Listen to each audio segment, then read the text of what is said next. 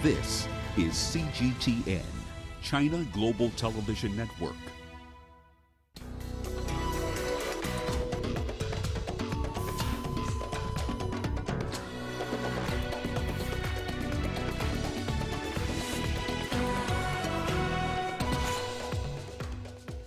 A city under siege, reports of gunfire as the Taliban enters Kabul.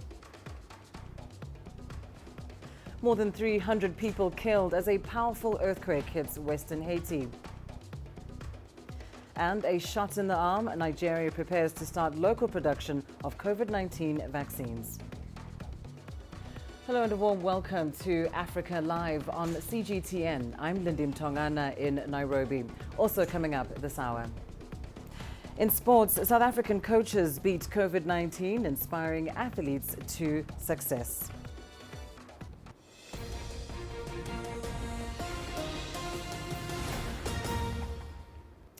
Let's start with the latest news from Afghanistan. Officials say Taliban fighters have surrounded the capital, Kabul, and have begun entering its suburb. Kabul remains the only major city in Afghanistan still under government control. Officials at the Interior Ministry say Taliban fighters have started entering the city and there are reports of gunfire. The media office of President Ashraf Ghani is denying reports of a Taliban attack, saying the situation is under control. Meanwhile, on Twitter, a Taliban spokesperson in Doha says fighters have been ordered to wait at the city's gates and to refrain from violence. The Taliban say they want a peaceful transition. The evacuation of personnel, foreign personnel across the capital has begun as U.S. helicopters ferry staff to the airport. Well, let's get you more now on the unfolding situation in Kabul. I'm joined by Zamri Ali, who is in right there in Kabul. Thank you so much for joining us, Zamri Ali. There are reports, of course, that the Taliban has started entering Kabul. What is the latest?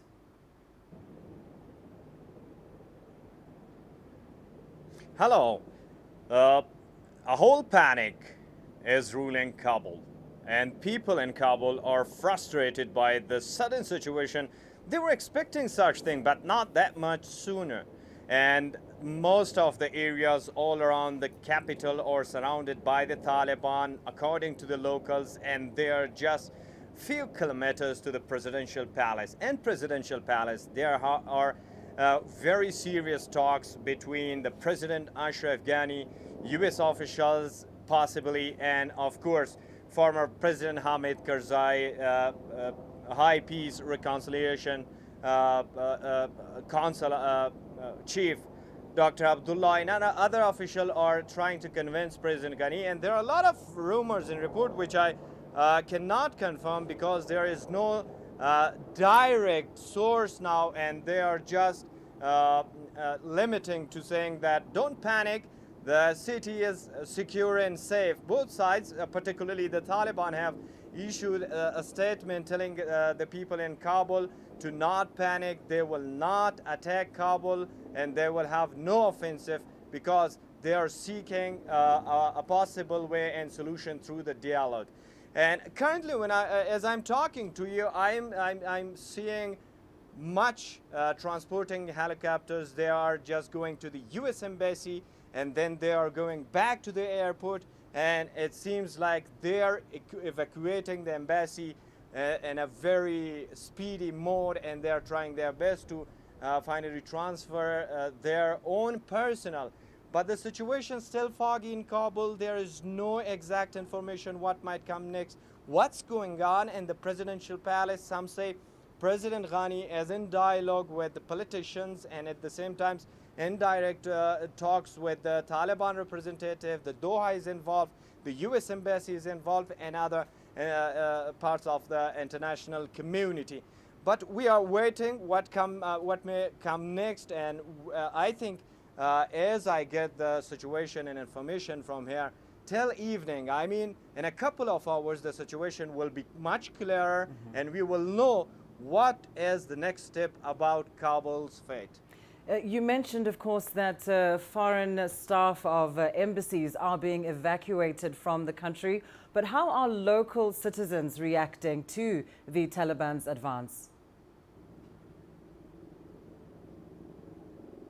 I was coming here just an hour or so before, and I was seeing people because all the roads were blocked and people were frustrated and absolute panic in everybody's face, and it was like a cross.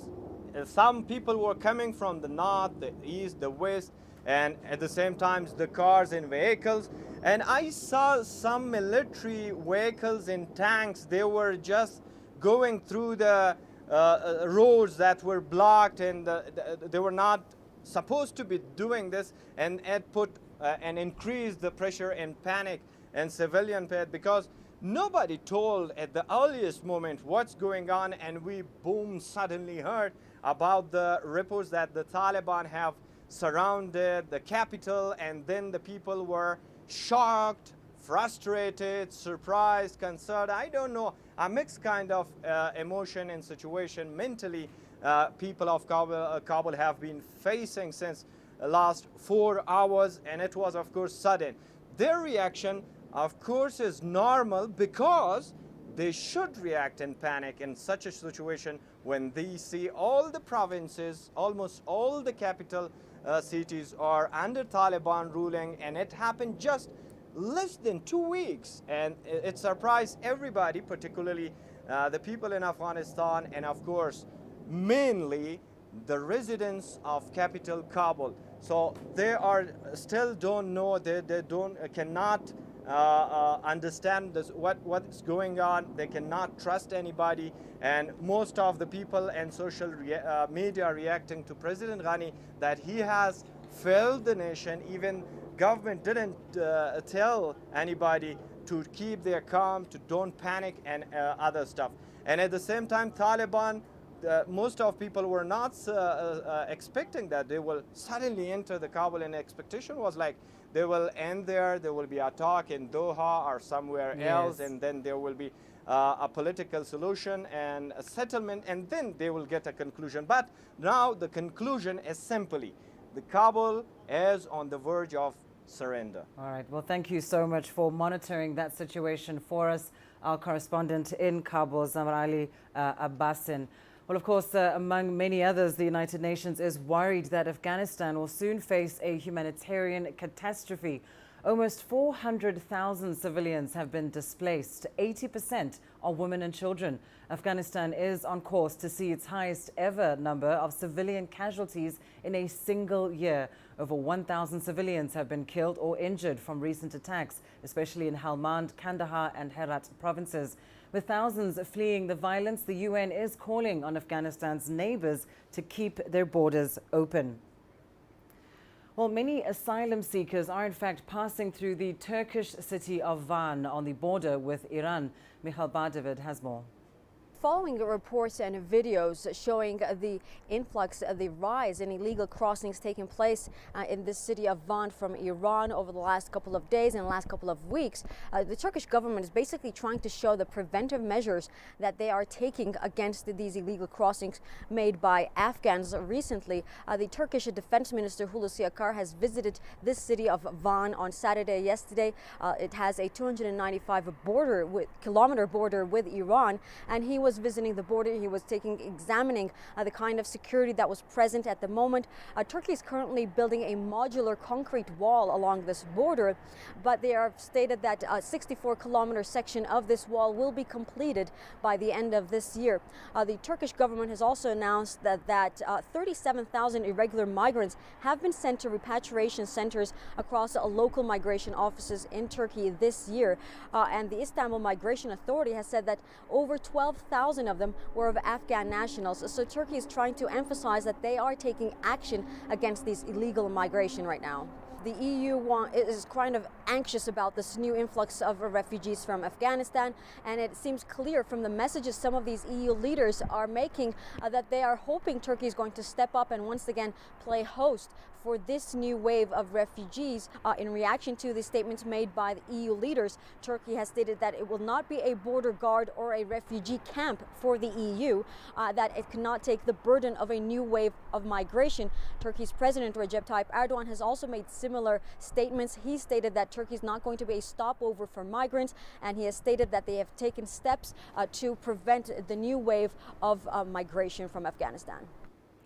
Let's turn now to news from Haiti. Rescuers are searching for survivors after a powerful earthquake rocked the western part of the country. At least 300 people have died and more than 1,800 have been injured from the magnitude 7.2 quake. It struck about 160 kilometers west of the capital, Port-au-Prince. There were several aftershocks, including a magnitude 5.9 quake. Hundreds of homes and buildings have collapsed. This is the largest earthquake to hit Haiti since a magnitude 7 earthquake devastated the Caribbean island in 2010, killing 200,000 people. Woodlaw Merencourt has more from Port-au-Prince. It's a very difficult situation right now. This morning we have a major earthquake, 7.3 earthquake that is higher than the earthquake we had in 2010. The state declared emergency on the areas that are hit by this earthquake. We are seeing a lot of people in difficult situations. For instance, we already had an insecurity climate that caused people to have difficulties to access the south. And it's unclear if help can go through this part of the country while I'm speaking to you. Right before this earthquake, we were on this investigation to find out who killed the Haitian president on 7th of July, so more than a month ago. A judge was assigned to the case, but right after he was assigned, his clerk died in unclear circumstances. He had to left the case, so the case is right now with the dean of the investigative judge.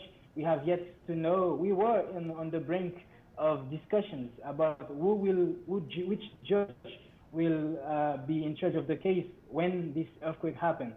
A lot of people, if you talk to them here, would tell you that given all the problems that we have, at least 4.4 million of people are in need of food in this country. The other news and other major concerns were already, taking over in terms of the priorities of people. So right now, the priority is, this major earthquake. The death toll will, risen in the next days. And I think the focus right now is more, getting help to these people in need. Well, several countries have expressed their condolences and are sending help to Haiti. The World Health Organization and the Pan American Health Organization have begun assessments on emergency medical assistance. Cuba has sent rescue teams, and Chile's president says a shipment of humanitarian aid is being prepared. Other countries, including Argentina, Bolivia, Venezuela, and Peru, have also offered to provide supplies. Well, over in Nigeria now, security officials are reporting that 22 people have been killed in an armed attack in the nation's Plateau state. 14 others were injured when a convoy of 5 buses ferrying Muslim followers was ambushed along Rukuba Road in Jos. The victims were heading to Ikare in Ondo State after attending prayers in Bauchi State. Authorities say they have arrested 6 suspects in connection with the attack. Local communities have been urged to come forward with any additional information to help the investigation that has been launched following the incident. Well, let's cross live now to our correspondent Phil Ihaza in Abuja for more details on this. Thank you so much for joining us, Phil. What more do we know about this attack?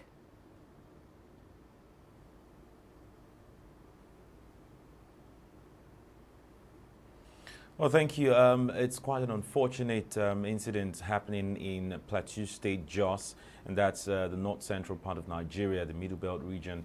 It's something that, according to the governor, Simon Lalong, has claimed at least 22 people's lives, 23 others have been injured, and more than 20 rescued. In fact, just a few hours ago, we got updated reports that 7 more people have been rescued from that attack, because when it occurred, several of them had to scamper for their lives. According to the governor, he also says that no ethnic or religious coloration should be given to that attack, that it was done by miscreants, criminals who took law and order into their hands. According to some locals there, many of the travelers were actually heading for a mass burial somewhere else in another community when they were apprehended or ambushed by these miscreants. But then, of course, we know that there's a curfew. In fact, an updated report, because we're speaking to our team in Jos, and they're safe, but they say that the state governor has actually imposed a 24-hour curfew in the northern part of Jos, and then 6 a.m. to 6 p.m. and two other areas, Bassa and the southern part of Jos. So we're monitoring to see what is going on in the state with regards to this attack.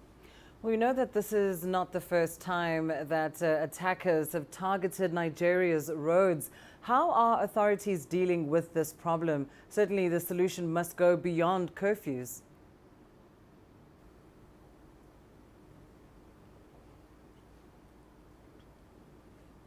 Well, yes, you're right indeed. This is not the first time at all, and not just in Jos, but in other parts of the country, because Nigeria has been dealing with several fronts of insecurity challenges, from insurgency, to other kinds of attacks, kidnappings and all of that. But we know that there is an Operation Safe Haven in the Plateau State and other regions around the Middle Belt, just to ensure that peace and calm is restored or imposed in the state. And the Operation Safe Haven actually comprises of troops from the military, Air Force, the Navy, the Army, as well as joint operation or task force from the police and other sister agencies. So it's quite sad that this happened, but of course there's a huge presence of security operatives now in that city of Jos and all those environs. Also, the presidency has released a statement condemning the attack and directing all arms of the government in that state to ensure that the perpetrators are found and brought to justice.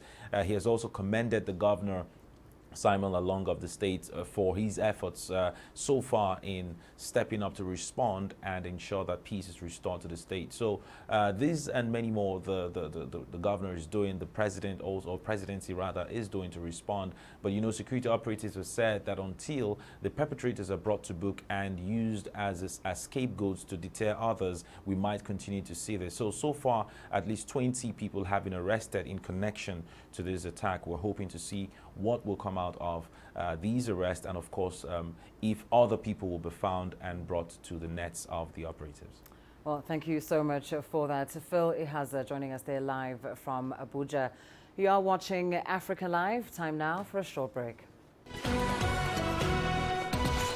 Coming up, a shot in the arm, Nigeria prepares to start local production of COVID-19 vaccines. And we meet one tour guide who is defying traditions among Kenya's Maasai community.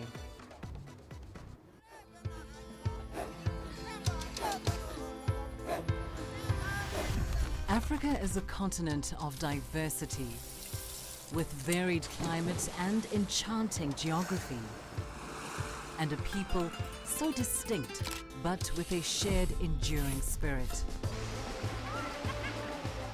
We are at the heart of the continent to bring you the untold stories. Let's have a look. We celebrate Africa as it shapes its own destiny. Tunis, Cairo, Juba, Ethiopia, Tanzania. Africa Live. Find your voice.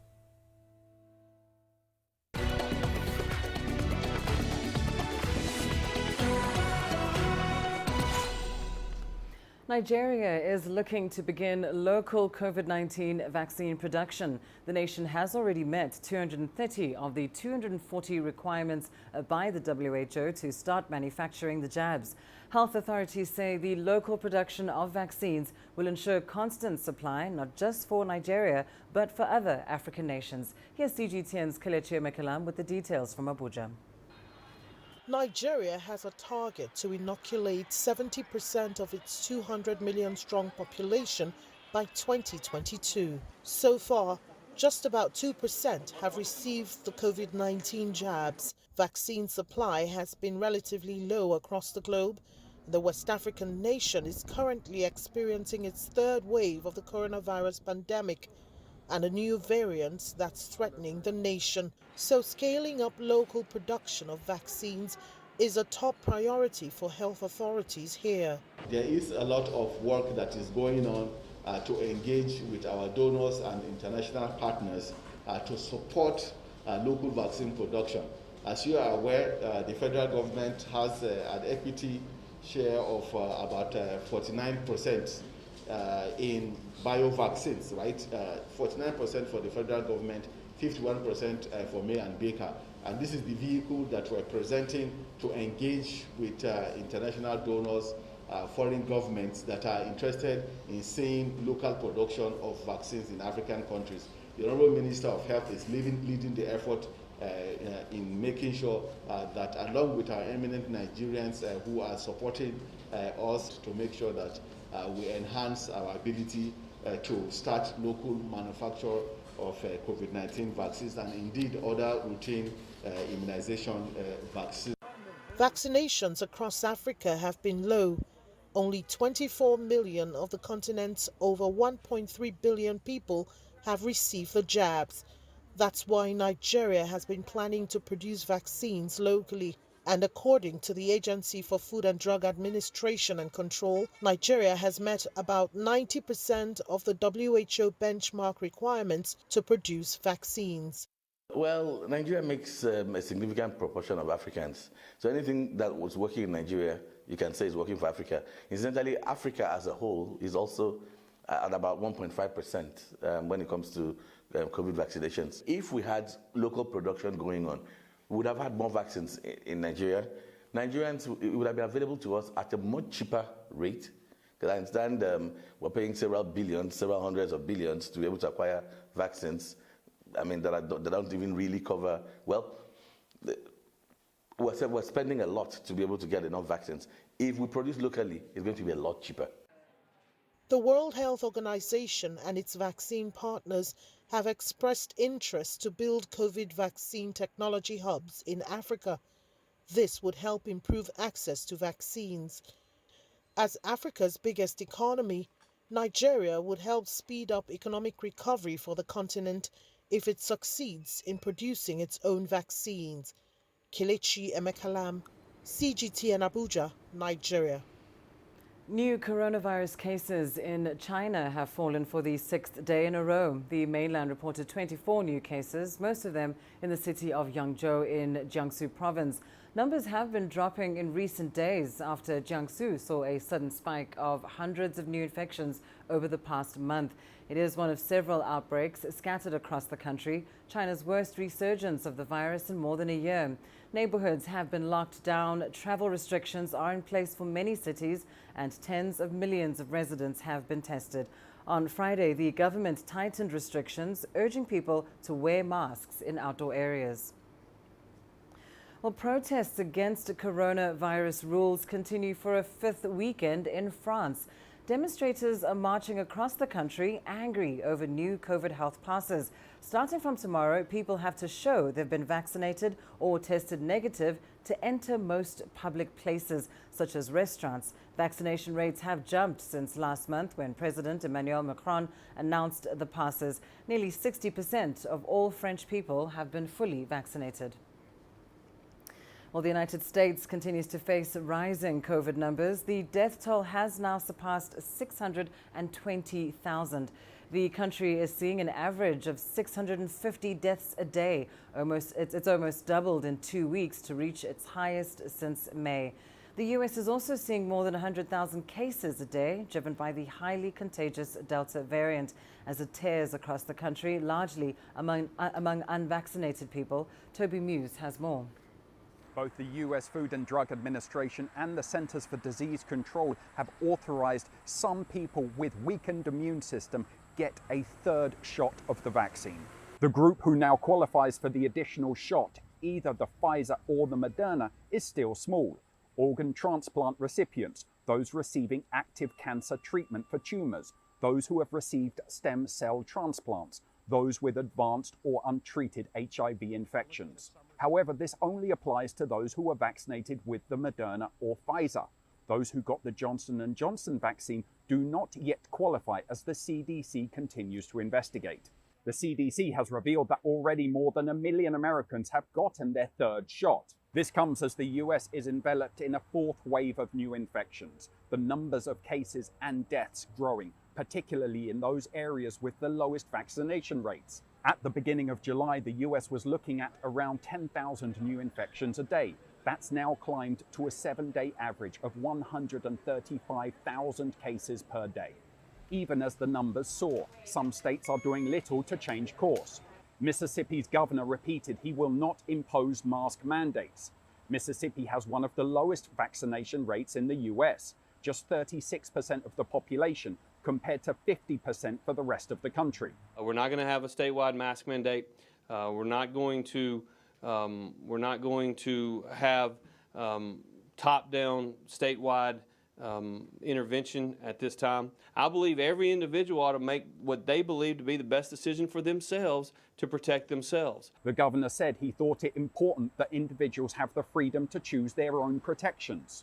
This comes as other parts of the country are reintroducing masks and vaccine mandates. Other hotspots include Louisiana and Florida, which again broke its own record for new infections in a 7-day period, registering more than 151,000 cases. Toby Muse reporting for CGTN, Arlington, Virginia.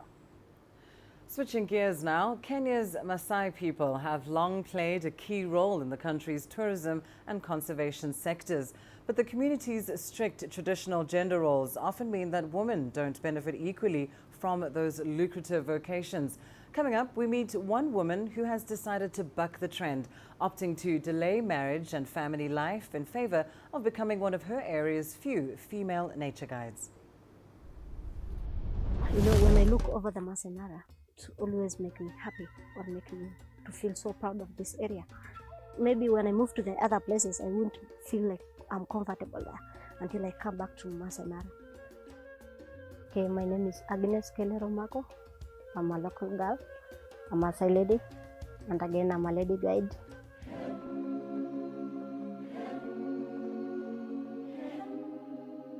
So I'm working in Abesho Conservancy, and lady guides are very few because we are happy when some of the camps balance the gender.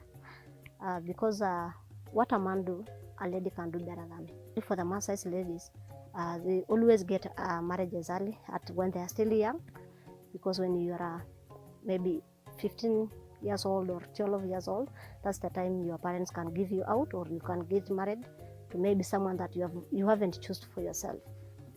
My dad died while I was still young. Many men were looking after me.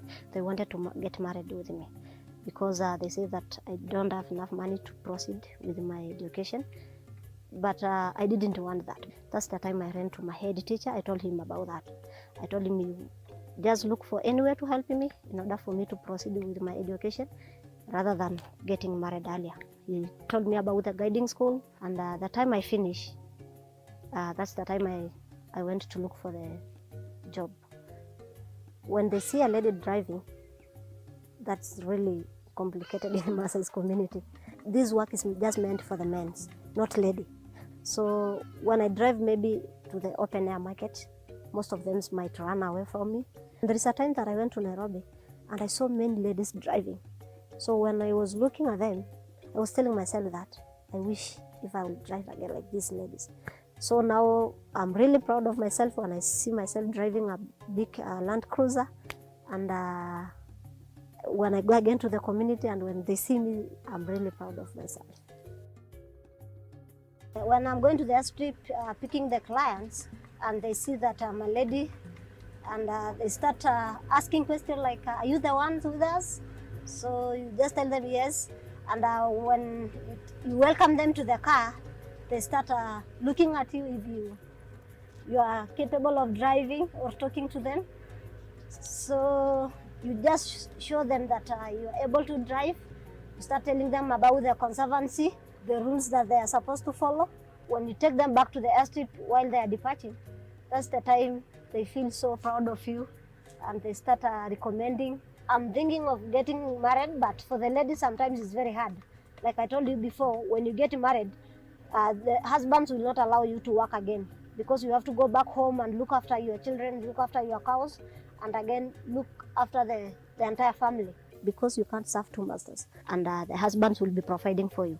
But right now, us as ladies, we are providing ourselves, and we are really helping our parents, we are helping our families, and we are happy about that.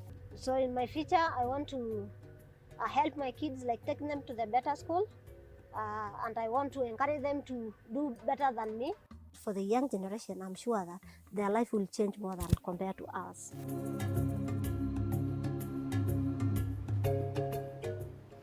You are watching Africa Live, your business news up next. Coming up, Nigeria approves $1.5 billion for the rehabilitation of refineries in Warri and Kaduna.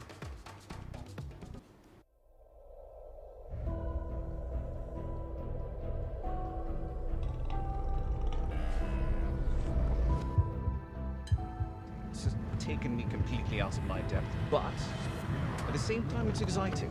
It's new, it's different, it's a challenge. It's really exciting.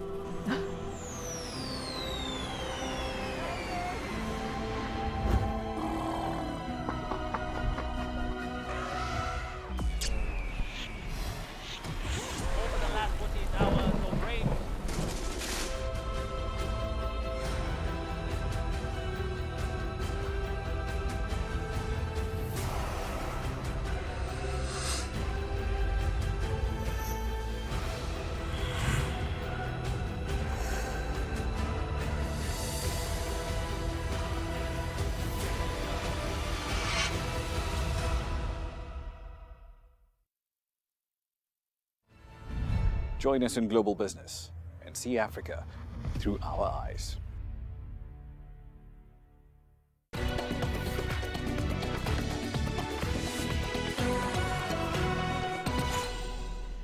In your business news, the Nigerian government has approved about $1.5 billion for the rehabilitation of two of its refineries in Warri and Kaduna.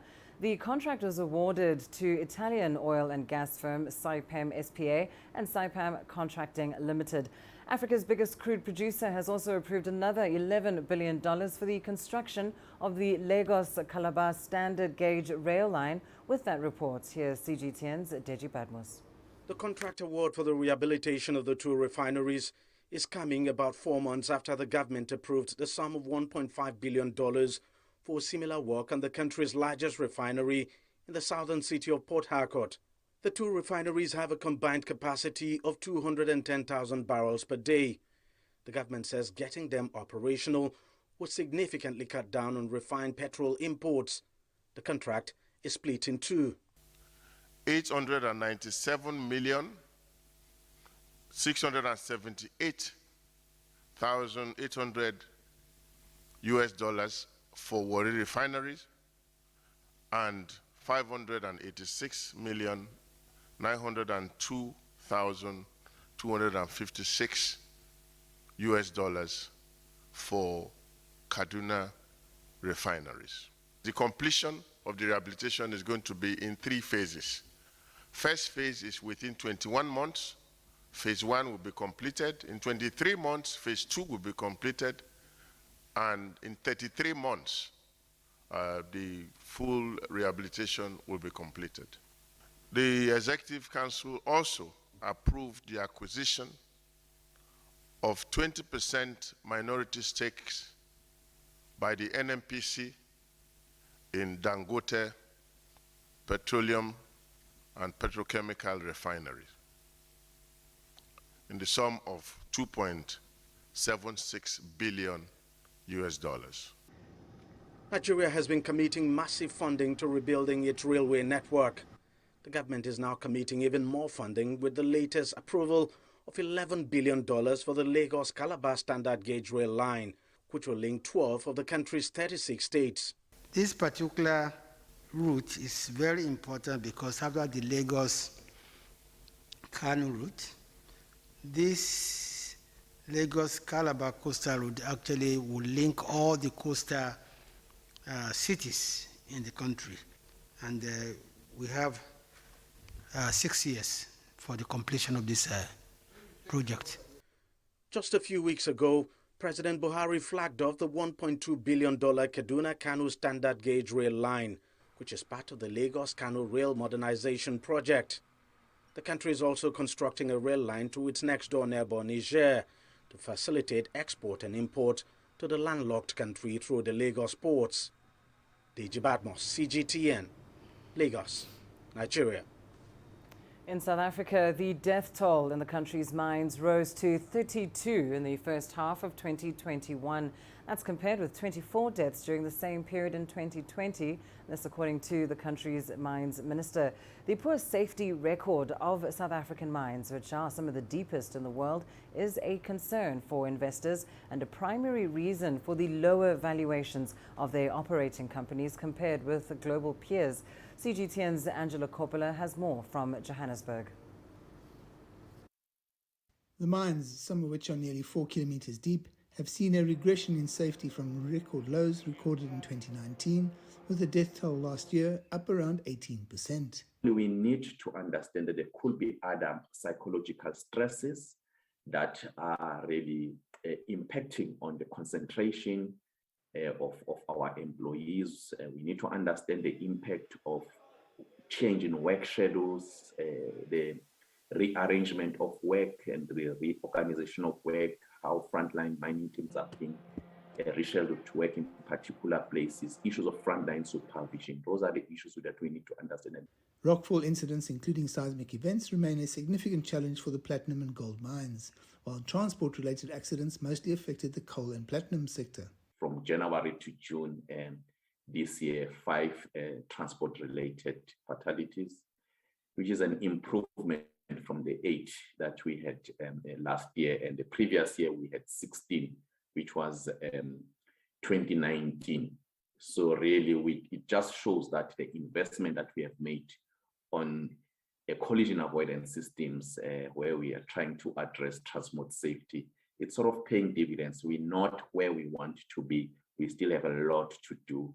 The National Union of Mine Workers believes that the fatality rate can be reduced by a change of approach from management. When death occurred, top management, from the general manager to the section manager and so on, they are not being blamed.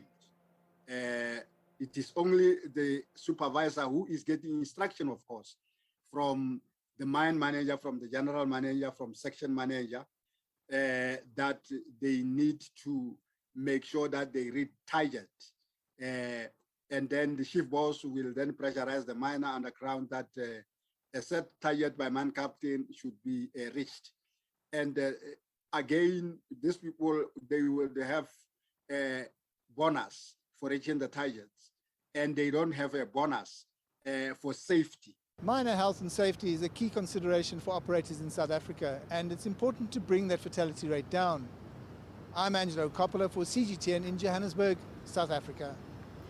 Staying in South Africa, the country's jobless rate jumped to a record 32.6% in the first quarter of this year on the back of a prolonged COVID-19 lockdown. It is likely to jump further after the worst protests in years, sparked by former President Jacob Zuma's arrest, left many businesses looted, destroyed and burnt to the ground. But there is hope. According to a new World Bank report, young entrepreneurs and startups could be key to solving the problem. CGTN's Julie Shire takes a look. Bonani Shikweni lives in Johannesburg's impoverished Alexandra Township. She was determined not to be discouraged by unemployment and started a small home sewing business with her husband's help in 2014. It pushed me so hard when I look at the youth of Alexandra, no jobs and women suffering. So that's why I created this. Then I called some ladies to start the business, and now it's operating. Shikweni pushed on with the help of Netcare Hospital Group. Business hit a brief hurdle during the COVID-19 lockdown, but she bounced back up quickly. We started to make more cloth masks last year. We worked very hard. The first order that we received, after the president announced is 10,000 masks for Netcare. Then when we busy started on 10,000 masks for Netcare, then yes, employment services and call me again. They say no. Example, Alex Mall, they want 20,000 masks for Alex shoppers. So we're busy last year.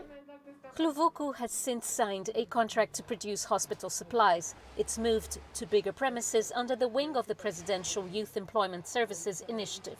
The small business employs 30 young people and trains dozens of others. If you are young like us, you're going to commit yourself into crime and do wrong things and smoke drugs.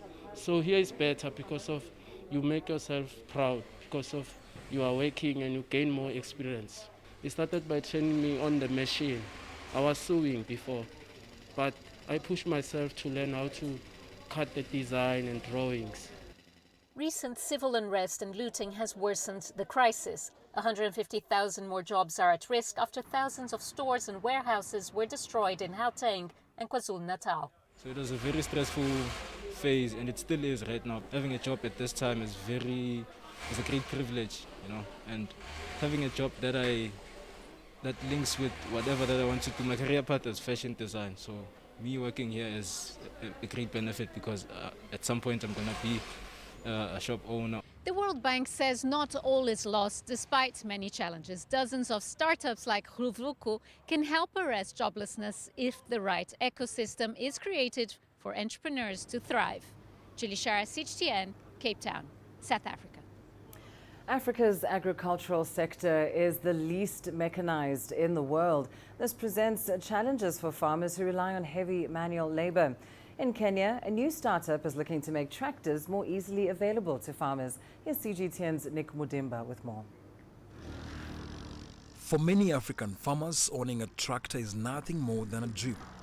The world's least mechanized continent, farming equipment is unaffordable for most because of low income and a lack of financing. Without machines, production is roughly half the average for the developing world, with farmers unable to grow their businesses.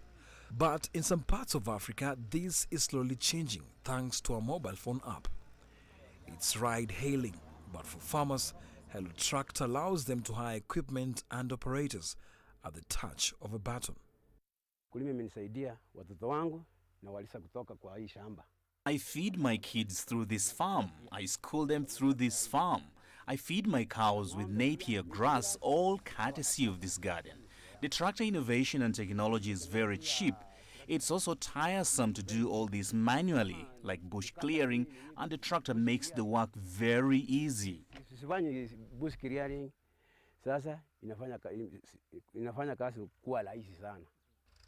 For farmers here in Kenya's Kisii County, this innovation has helped cut production costs while boosting yields. Almost 2/3 of African farmers depend on labor-intensive agriculture, which is time-consuming and doesn't guarantee a successful harvest. But the app has been a game-changer for many of them.